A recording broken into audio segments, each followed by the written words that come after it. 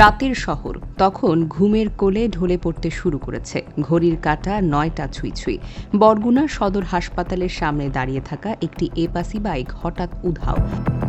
CCTV ফুটেজে ধরা পড়ে রহস্যময় এক ব্যক্তির গতিবিধি। রাত ৮টা ৪৫-এ তাকে হাসপাতালের দ্বিতীয় ফ্লোরে দেখা যায়।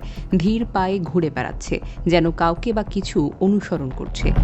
৯টা ৫-এ দেখা যায় হাসপাতালের পার্কিং এলাকা থেকে বরিশাল মেট্রো ১১৪১৯১ এই নম্বরের বাইক নিয়ে বেরিয়ে যাচ্ছে সে, কিন্তু বাইকটি তার ছিল না।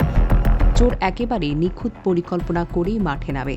সাধারণ পোশাকে, মুখে অল্প দাড়ি, যেন কেউ তাকে সন্দেহ করতে না পারে। হাসপাতালের ব্যস্ততা কাজে লাগিয়ে সে পার্কিংয়ে অপেক্ষা করে। ঠিক যখন কেউ তাকে খেয়াল করছে না, তখনই সে সুযোগ নেয়। বাইকটির প্রকৃত মালিক তখন জরুরি বিভাগে ছিলেন, কারণ তার বাবা অসুস্থ ছিলেন। মাত্র ২০ মিনিটের ফাঁকে তার সাধের এপাসি বাইকটি একেবারে অদৃশ্য হয়ে যায়।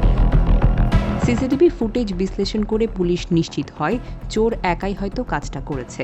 বাইকটি কোন দিকে নিয়ে গেছে তা এখনও স্পষ্ট নয়, তবে পুলিশের অনুমান বাইকটি দ্রুতই অন্য কোথাও পাচার করা হতে পারে, অথবা কোনো গ্যারেজে নিয়ে যাওয়া হয়েছে নম্বর প্লেটটি বদলানোর জন্য।